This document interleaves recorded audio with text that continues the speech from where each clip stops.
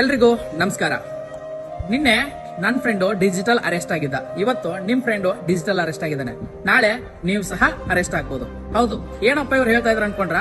ಒಂದು ಸ್ಕ್ಯಾಮ್ ಬಹಳ ನಿರಂತರವಾಗಿ ನಡೆದಿದೆ. ಇದರಲ್ಲಿ ಟಾರ್ಗೆಟ್ ಆಗ್ತಾ ಇರೋರು ಅವಿದ್ಯಾವಂತರಲ್ಲ, ವಿದ್ಯಾವಂತರೇ. ಫಾರ್ ಎಕ್ಸಾಂಪಲ್ ಹೇಳ್ಬೇಕಂದ್ರೆ ಇನ್ಫೋಸಿಸ್ ನ ಒಬ್ಬ ಉದ್ಯೋಗಿ ಈ ಸ್ಕ್ಯಾಮ್ಗೆ ಒಳಗಾಗಿ 3,70,00,000 ರೂಪಾಯಿ ಕಳ್ಕೊಂಡಿದ್ದಾನೆ. ಇದೇ ತರ ಹಲವಾರು ಸ್ಕ್ಯಾಮ್ಗಳು ಬೆಳಕಿಗೆ ಬಂದಿಲ್ಲ. ಇದರಿಂದ ಬಹಳಷ್ಟು ತೊಂದರೆಗೆ ಒಳಗಾಗ್ತಾ ಇರೋರು ಮಿಡ್ಲ್ ಕ್ಲಾಸ್ ಜನರು.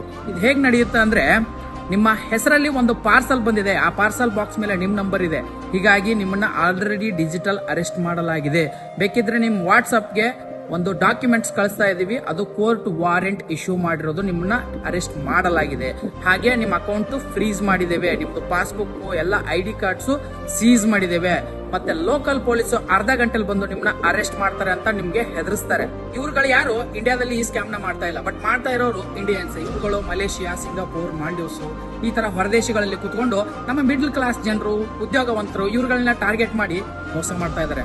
ಸೊ ನೀವು ಇವ್ರುಗಳಿಂದ ಯಾವ್ದಾದ್ರು ಕಾಲ್ ಬಂದ್ರೆ ನಿಮ್ಮ ಬ್ಯಾಂಕ್ ಅಕೌಂಟ್ ಫ್ರೀಸ್ ಆಗಿದೆ ಅಂತ ಹೆದರ್ಸಿದ್ರೆ, ನಿಮ್ದು ಯಾವ್ದು ಬ್ಯಾಂಕ್ ಇದೆ ಆ ಕಚೇರಿಗೆ ಹೋಗ್ಬಿಟ್ಟು ಬೇಕಿದ್ರೆ ಎನ್ಕ್ವೈರಿ ಮಾಡ್ಕೊಳ್ಳಿ, ಏನೂ ಆಗಿರಲ್ಲ.